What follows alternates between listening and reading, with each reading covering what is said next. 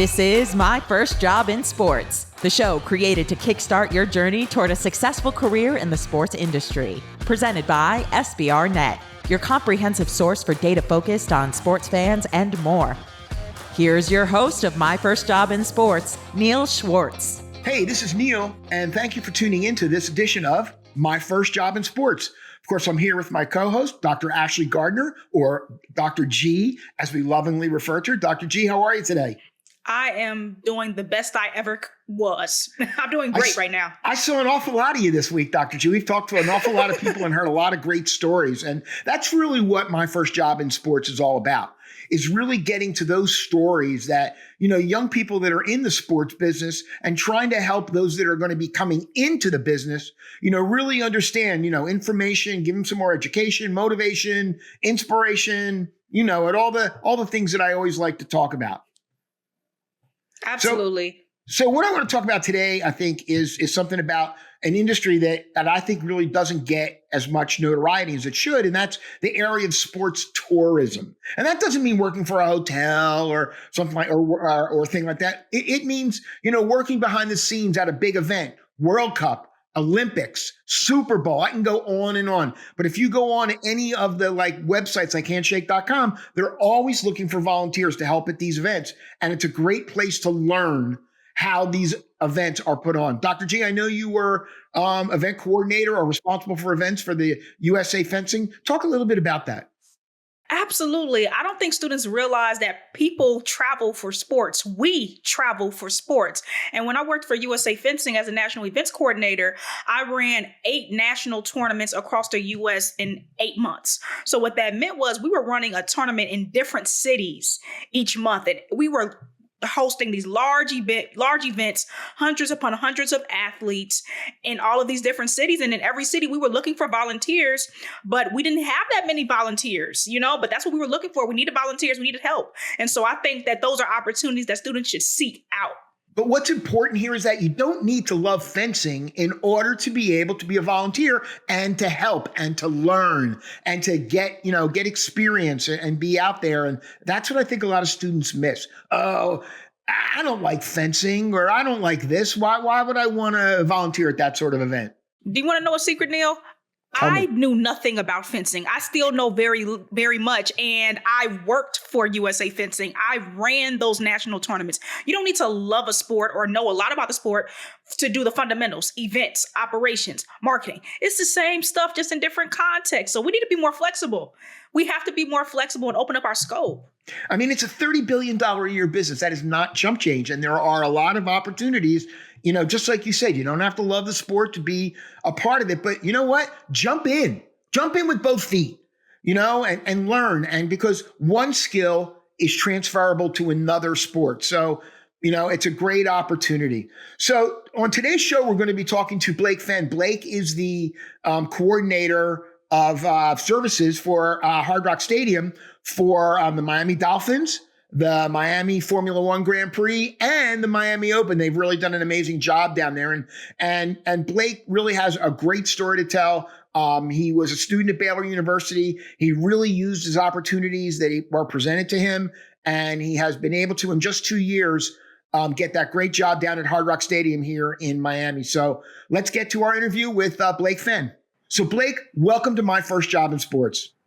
Absolutely, Neil. Thank you for having me on. Dr. G as well. Very excited to get on board. I know our connection between me and you with the Wakefields and everything here is quite awesome. So excited to get on board and jump into the episode here. So kind of like you alluded to, Neil, went to Baylor University. Actually, am a Texan. I grew up in Houston, Texas for 10 years. Moved over to Birmingham, Alabama, where I went to high school. And Monday night must have been a tough night for you if you're from Houston. I know it was. It definitely was. Thankfully, I'm not a Cougar alum, but I have family in there, so I was going for them. Go Gators! I still reflect on 2021 very, very highly. So when we beat up on the Zags, but absolutely. To my Texas roots brought me back to Baylor, where really wanted to get into sports and looked at a lot of different schools around the country, Neil, when I was really looking into that for my 4 years in undergrad. And Baylor, the S3 program that Dr. Wakefield runs, is it's very unreal and eye-opening. So for me, it was a no-brainer. Went to Baylor from 2019 to 2023, studied our sports strategy and sales program with an emphasis on our sales side, as well as entrepreneurship was my undergrad degree. And then interned in between there at Baylor Athletics through our Learfield, doing game day activation and different sponsorships.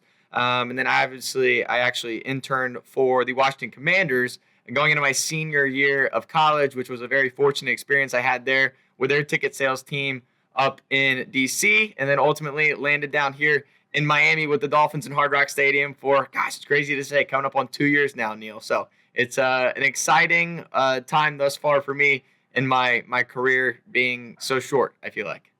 First of all, Blake, I just have to say, you have the sales voice. It's in the voice. It's in the voice. And so you said you went into undergrad kind of knowing you wanted to go into sales. At least that's what I heard and that I received.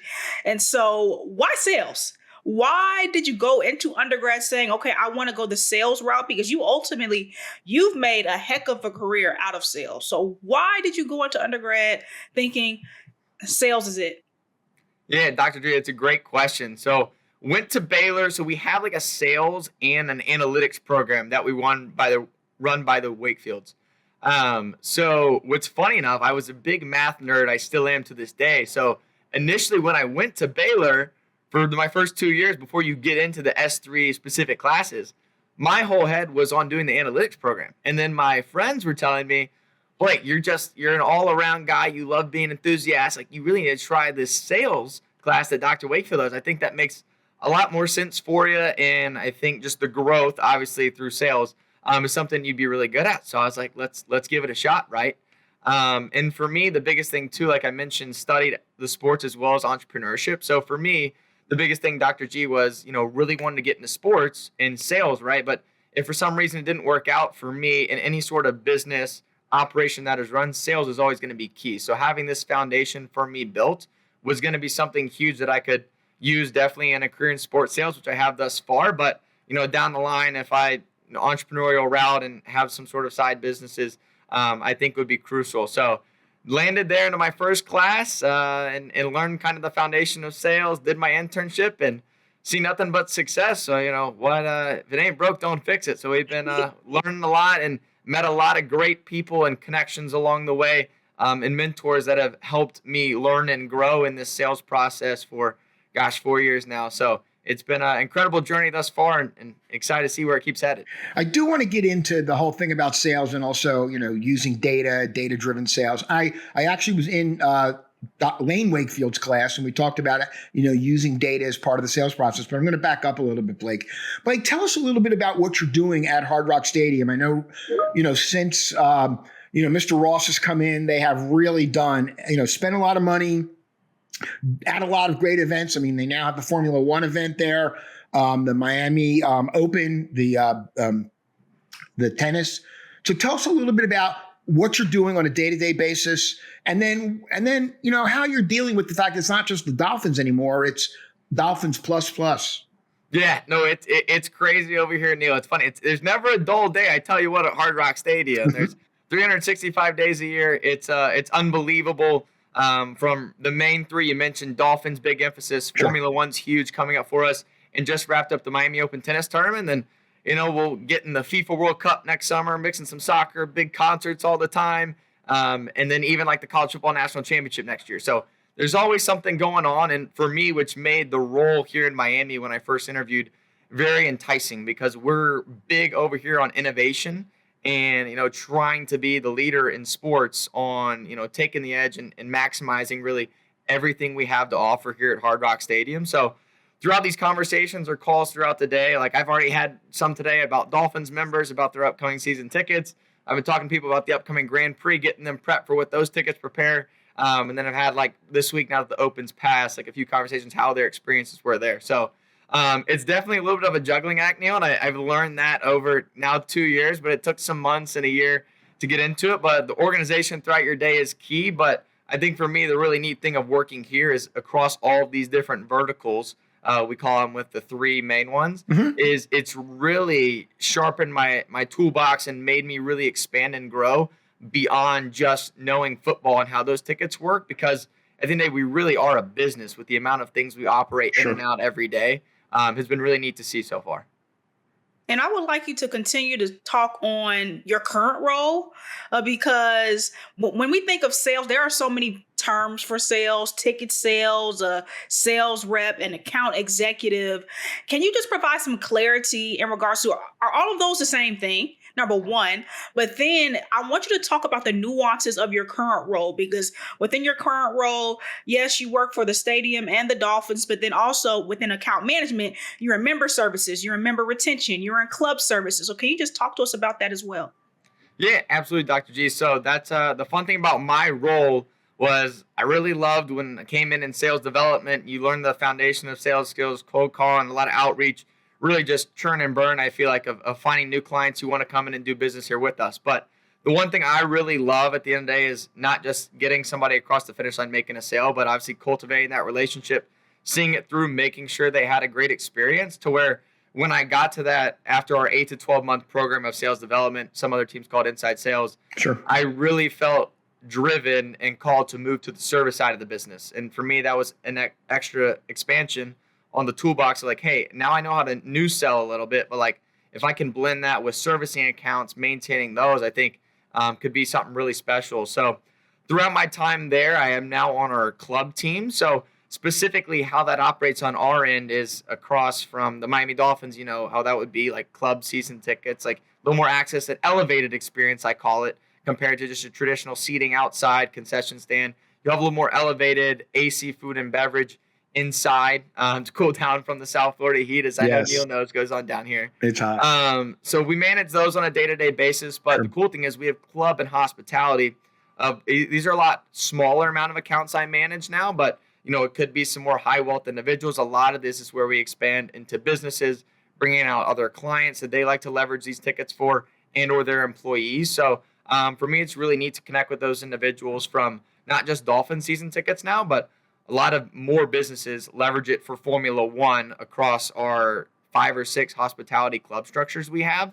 And obviously we have that too with the Miami Open. So for me, the amount of people that I manage and talk to has been really great, but the growth of the type of people you talk to now, obviously a lot more conversations dealing with these presidents of different businesses or running their own companies, and how you kind of navigate those conversations, which has been for me really neat, rather than I love the B2C, talking to great fans who love the Dolphins and, you know, been here for, you know, 50 plus years and love talking about the 72 season. But obviously we want to cut that down from 50 years to 2025 if we can. So leveraging what we have around here with our clubs and hospitality and providing that ultimate elevated experience across all of the different businesses we have here is something that I really do on a day-to-day basis. So, you know, we talk, Dr. G and I have talked enormously about sales, and sales is a wonderful place for students to kind of, you know, when they come out of school to really consider, but a lot of students don't want to consider sales. What would you say to a student that maybe Dr. G invites you into our class and says, hey, you know, talk to students about sales? What would you tell them? So essentially what we want you to do is sales. I need you to sales right now. Okay. I was thinking that in my head. I was like, all right, we're going to turn my sales brain on, and I'm going to tell you why. No, that's hilarious. So I think for me, kind of a mention to it earlier, right? I think the great thing about sales, one, it gets not a lot of people. Some people have like a little bit natural talent to it, but for me, I'm also a big golfer, and I've talked to Neil about it before. Like, you can never be perfect at sales. You can always keep sharpening your craft and getting better at it. It's like I can shoot the lowest round of my life, but there's always room to improve or how you navigate a conversation. But in sales, that's the great thing, because you got to step outside your comfort zone and always learn to get better. So for me, it goes beyond just the sales process and sales skills you learn. It's life skills too. Just that one thing that you said, though, really resonates with me. And I know also Dr. G, is that getting out of your comfort zone, doing something that maybe makes you a little uncomfortable or you're not used to doing. So I didn't mean to interrupt, Blake, but you know, when I heard that, I said, you know, that's something that, you know I've talked about with students all the time, and I know Dr. G does also. Yeah, absolutely. And I actually want Blake to build on that, getting out of your comfort zone. Because I talk to my students all the time that, hey, when you're in the industry, you kind of have to break out of who you naturally are in your role. If you're naturally introverted, you may have to have some extroverted spurts. So do you have any tips on how to break out of your comfort zone, how to be bold, especially for those shy students, those introverted students? What's just some words of advice, some words of encouragement to really get them to break out of the norm? Yeah, that's a great question, Dr. G. I think some of these college students may resonate with it well. When I went to Baylor, it's not a state school. So a lot of people are coming from different places. And This is why I challenge them too. When you're trying to meet your friends, you never know when you're going to run into your next buddy. Could be my best man at my wedding. You know when that is. Kind of different with sales, right? Like, don't be afraid to talk to the person next to you. Like, even just say, hey, and see where that conversation goes. Like, worst thing that happens is they ignore you, never talk to them again. But the more people you can talk to, everyone is a human being. We want to have friends. We want to build genuine relationships. So going out there and meeting new people, as long as you're genuine and have curious interest, for me is something that I found was huge in college. And meeting a bunch of great friends till this day that we connect with, and love being, following along in life now that we're outside of school. But it translates to sales as well now too. Like, you're talking to all these people, and you can't undersell and think, hey, this is what the client's gonna want. Like, you got to really dive deeper, having that curiosity to ask these questions to them, to really find out what is their motive, like what do they really want. I mean, it could be anything in life, but specifically the product that I'm pitching to. So, when it comes to students and getting outside your comfort zone, I think, if you like being complacent and comfortable, that's great. But, that's why we're here, is to learn and grow on this earth and whatever you're doing. But specifically in sports, like, we're always here to get better. And if you don't have that competitive edge, I mean, what are we doing? So did you play sports, as a kid and things like that? I mean, were you involved in sports? I was, yeah. So I played basically anything you could really imagine, but my main one, I played baseball all the way through high school. And then it was funny, in Alabama, we actually have one of our varsity sports is bowling. And so my outfield coach was our varsity bowling coach. And he came up to me and two of my buddies at one of the winter practices, and he goes, Finn, I need some more competitive people on the bowling team. Can you come on over? And I go, whatever you need, coach, sign me up. So that's me and competitive edge, and always wanting to get better. Going outside your comfort zone, trying something new is nothing that I've never not done. So that's what I'm used to. So out of Baylor, what was your first, was it an internship? Did you get an internship out of, when you left Baylor, and where was it, and what did you do?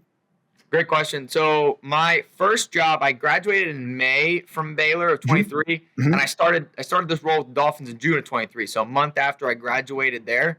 So that was my entry-level sales development role, is what we call it here in Miami. But prior to that, the summer before, the Wakefields do a great job at the Baylor program, where you're required, a part of our sales program, to have an internship in the summer, and specifically, obviously, if you can, in ticket sales. So I actually connected with, kind of going outside my comfort zone, the first fall, junior year, giving my first ever 20-minute sales pitch to a random exec that we picked on a list, and everyone's picking the Cowboys, Spurs, all the Texas schools, right? Like, I want to go work for them. Where I'm like Washington football team. They're in the news a lot. Maybe I'll just pick them and see where this goes, right? And end up being Sam Barlow, who now I think is the director over inside sales and groups with the Commanders now.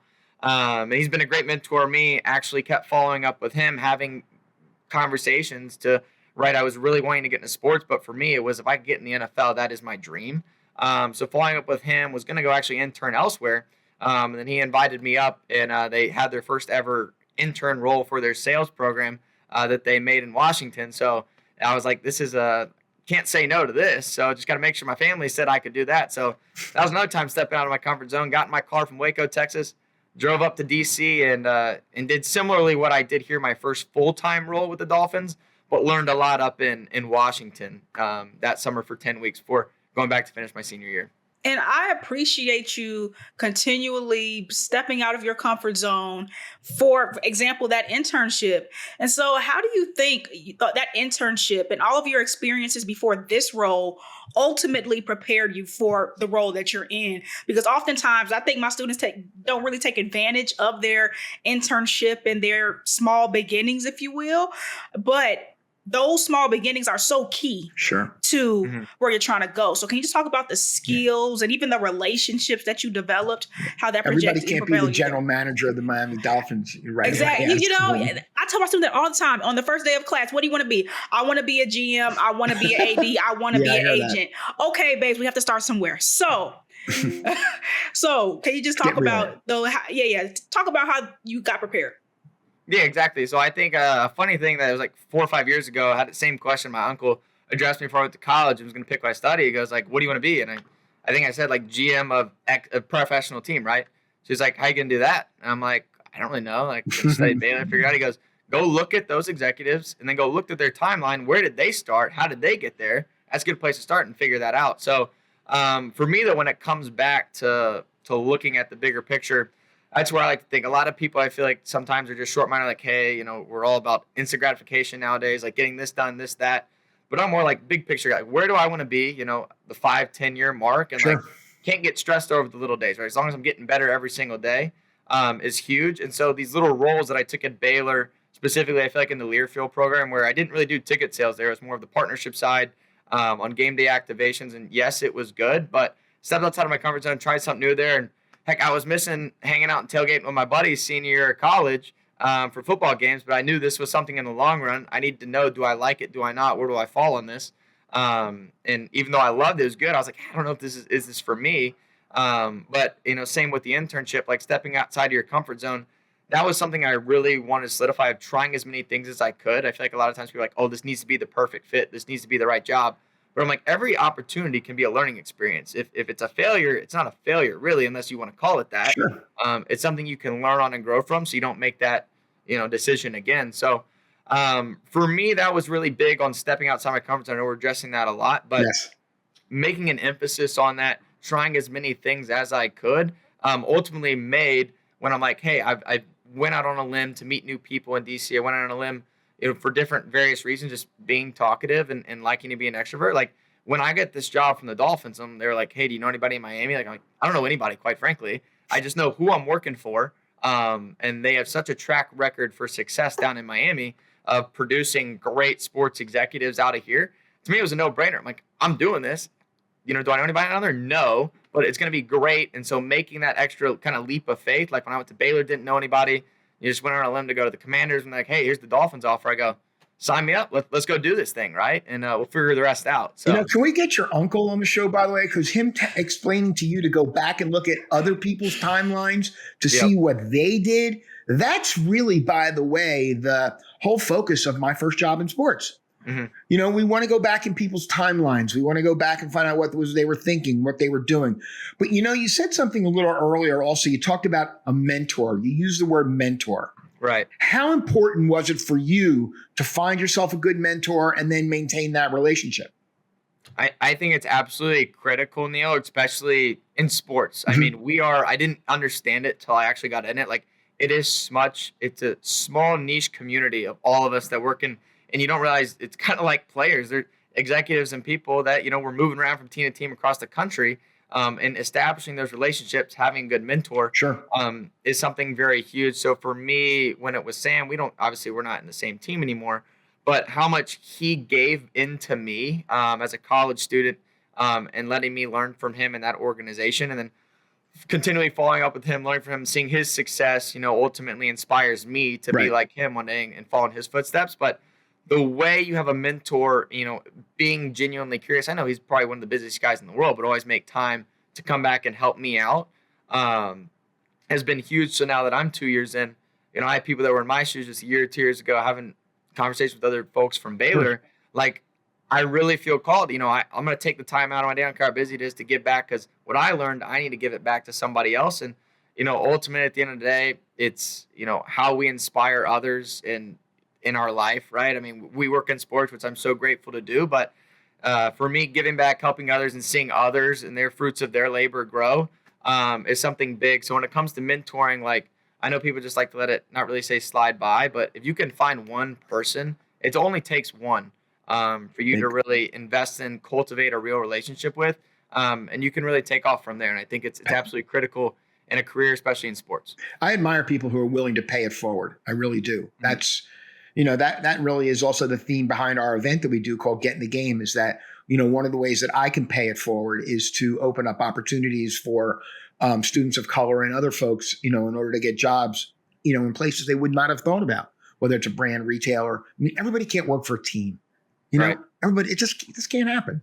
So we want to open up the opportunities. Let me ask you, when you talk to some of your classmates, what do you think are some of the mistakes they're making, as far as how they're trying to get a job in sports or even a job out of sports? Yeah, that's a great question. I think for me, two real things just came to my mind, Neil, when you said that. One, I think what I did really sophomore, junior year, you got to start early. You can't just think because what you're doing or the school you went to just because of the name, like everything's just going to fall in your lap. Right. Like, I mean, I know it happens to people. I'm not going to say that doesn't happen, but occasionally. Obviously it definitely does. But the more you can kind of prepare yourself ahead of time, find these mentors, getting on these calls. I mean, even if you don't expect too much out of it, just like introducing yourself, having a genuine curiosity. Like a lot of times when I was in college, like, right, I mean, these executives are so crazy, but I wanted to introduce myself, figure out a lot more about these teams. So when I got to the point of deciding on a job or what's best, I kind of had more of a background on it. And, even like a slight email or text where it's like, you don't have to jump on a call with somebody every single time. Like, but if I'm watching your team play and they had a great buzzer beater or win a football game, like it's the little personal texts or messages that you can send for me that are always huge. So, right. And it doesn't take a long time to do that either. It's, it's, have you had any professional sales training, just out of curiosity? I'd say the closest thing I had to professional sales training is what we do here at the Dolphins. So I had literally, I'm telling you, that would have been fall of 2017, first ever sales class I'd ever taken. My parents, nobody's ever been in sales. So this is, it was a new thing for me. It's what made me slight hesitant, but I love it every day, Neil. But to me, it sounds like that you didn't even need that training because you have excelled everywhere, because you're not just any old account executive. I just needed this job to get my foot in the door. No, you are exceeding goals, because I think I read when you worked with Formula One, you were ranked number 1 on your team. And so what has been the keys to your success in account management? Yeah, that's a phenomenal question, Dr. G. And I think it took me a little bit at first when I came on our sales development role. Like you're dealing with a lot. Obviously first full-time role, there's a lot of external factors, but I think in my time specifically with account management, I've learned, I think a lot of times folks in sales, right, you can get tied up with like, how's my month-to-month quarter? Like how are my results I'm driving? Am I on pace to hit it? As much as that is, I feel like that has a lot of stress, and I try not to be a stressful guy in life too. Mm-hmm. I try to say like life's, too short, to get all stressed out and to take it too seriously. Obviously I take it seriously to the degree it needs to be. But I think for me, what I really simplified it down to, Dr. G, and I found success from it, is when I get on the phone with my clients or, whomever it is, I'm not really thinking, oh, I got to sell this. I got to like pressure them in anything. I'm where my feet are at. I'm in the call. I'm really trying to listen to you, have genuine conversation. I'm not trying to think, 10 minutes down the road, what I'm going to be trying to sell you and hope you say yes. Like I'm like trying to take a deeper dive, really have a genuine conversation. Because at the end of the day, sales will come from it no matter what it is. Yep. My biggest goal in every call is to provide you with a phenomenal experience to where if it doesn't make sense, it doesn't make sense. You're still going to have a great time. But, you could be like, hey, somebody come to Dr. G or Neil and be like, I'm actually going to a Dolphins game or something. Like, anybody over there? And like, I actually talked to this guy, Blake. He was actually awesome, to talk to. And he'll be truthful and honest with you when it comes to what you want. And so for me, that's ultimately what I found. If I'm being genuine, authentic, not trying to be too pushy, but where my feet are at in a conversation, everything else will take care of itself, is how I've really simplified it. I've been in sales a long time, whether it's at my own business here at SBRnet or even before, but I've been selling a long time. And there's a couple of things that I've always recognized. One of them is that people buy from people they like. Mm-hmm. And in order for you to be able to establish a relationship, you have to establish a relationship. That's right. And that doesn't mean asking for the order. That doesn't mean, pitching. When I'm listening to a sales rep talk to me about a particular service and they jump right into their, what they've got and all that, 9 times out of 10, there's no way they're getting a sale. It's just not happening. No. But if they sit down, they understand me, my goals, what I'm trying to achieve, they have a much better chance. And it sounds like you learned that pretty early.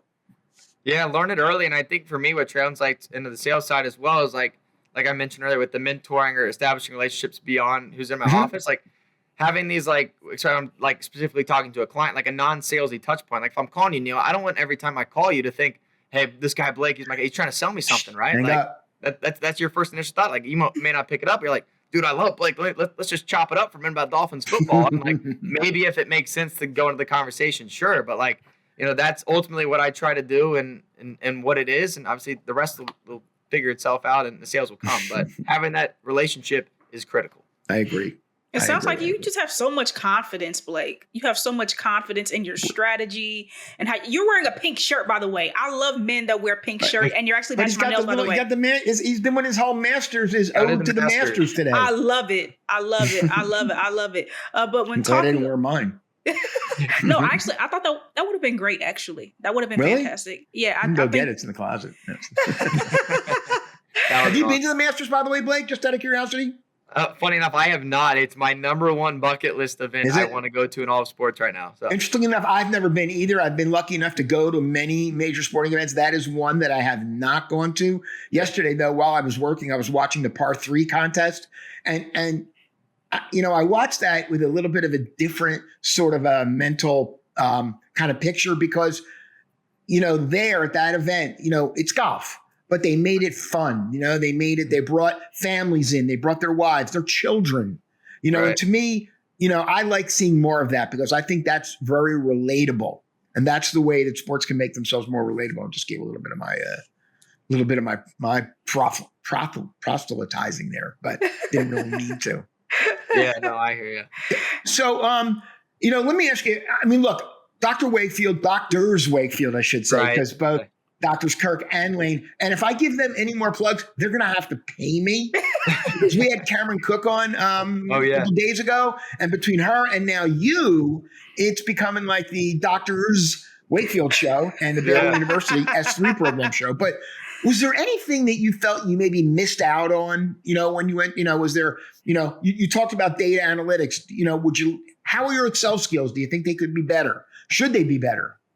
Yeah, that's a great question. Now, I think for me, funny enough, when you were talking to that and you mentioned at the end was like, you don't realize your sales, your calling, but I think at the end of the day, what I've learned a lot and has really helped, I feel like my trajectory and the way my day-to-day is run is how you can be organized, especially in Excel. So thankfully, I had a lot of courses in high school too that was specifically on Excel.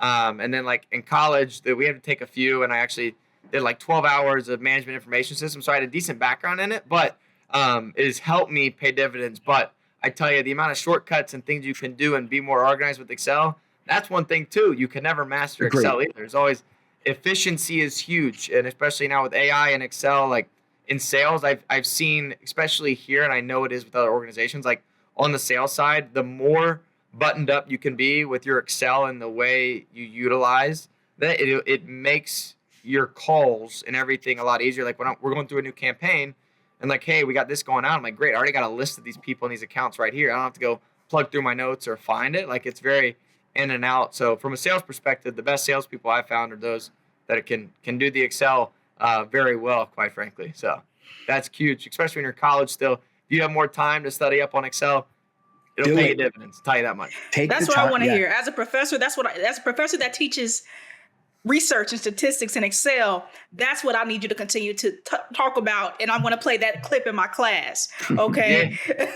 And are you going to invite Blake into your class also? Is that what's going to happen here, Dr. G? It's going to happen as soon as you hit stop. I'm just trying to. You can put that just a warning, Blake. She's going to come at you. Funny Blake Fenn on why you should do Excel. Yeah. But earlier you talked about how a lot of sales is relationship building and strategic relationship building. So first of all, you're watching and listening to My First Job in Sports from SBRnet. We have Blake Fenn on. Blake works for Hard Rock Stadium, which used to just be the home of the Miami Dolphins. Now it's the home of the Miami Dolphins. It's the home of the Miami Grand Prix. It's the home of the Miami Open. Is there anything else coming up that I'm not aware of, by the way? Are you guys hustling up another new event there? It's crazy. I would say between that, we'll get through the race in about 3 weeks, and then we got a quick turnaround because then we got like six or seven concerts this summer between different artists. And then in between there in June, we have the Club FIFA World Cup. So we're going to be having soccer out here. And then Dolphins just stumbles upon there, Neil. So we'll get back out there ready to watch Tua and Tyreek go at it. But before you know it, it's preseason. Here. Yep. Truth be told, Blake and I, by the way, have exchanged messages, and I am a Dolphin fan. I do live in South Florida. I've been to Hard Rock Stadium many times.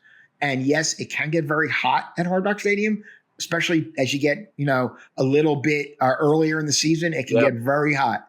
It seems to get always really hot during the Jets games. I don't know why that is. I know. We need to have when the Bills come to town, we need them to be at the beginning of the year. So we can let them on the other side. But hopefully we'll get their number this year. So we're approaching our limit, our 30-minute time limit that we have and all that. So, Blake, you had a chance to you're going to be in Dr. Gardner's class. There's just no question about it.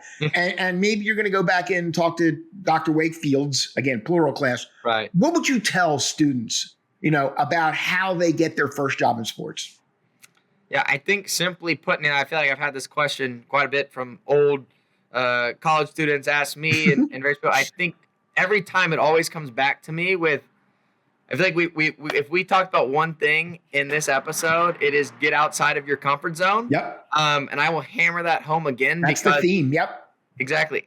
Anything you can do, from the job, the internship, the people you meet, I think it all comes back to getting outside of your comfort zone, because you don't know who you're going to meet, where, and when. So always be excited to meet those people.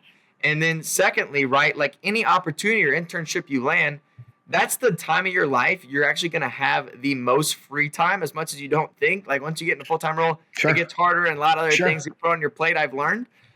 So the amount of internships, volunteer opportunities that you can take on will really speak volumes. So when you get down the line, you're making a decision of, do I want to do this? Do I want to do that? You already know, hey, I'm either better at this and I like this, or, I don't like this, but it's good because you've learned that. Sure. So step outside your comfort zone. I tell you, you'll learn a lot about yourself, and you'll see nothing but growth in yourself personally. And then obviously that'll probably reflect in your career as well. Blake, Dr. G and I want to thank you for coming on My First Job in Sports. There's been a lot of great insight here today. I think, I'll be sure to mention the getting out of your comfort zone when I write the show description for sure. But, I'd like to wish you continued success. It seems like you've got a good plan, and you're following the plan, and got a good strategy and working the strategy. And it's all those things that you talked about, Dr. G. I mean, it's have a plan, work the plan. So way to go, Blake. Thanks for being on My First Job in Sports. Thank you, Neil. Thank you, Dr. G, for having me. And obviously got to get you down here, Neil, if you're at the Hard Rock Stadium for a Dolphins game here in the fall. Looking forward to it. Yeah, we'll be making that phone call. Don't worry. Yeah, we will. Definitely. Well, thank y'all so much for having me again. Thank you. Thank you for tuning in to My First Job in Sports. This show has been produced by Brad Mabey. Back episodes can be found at sportsmarketanalytics.com, on the SBRnet YouTube channel, or all major podcast platforms. If you like the show, give us a great review. Also, you can follow us on LinkedIn, Instagram, or X.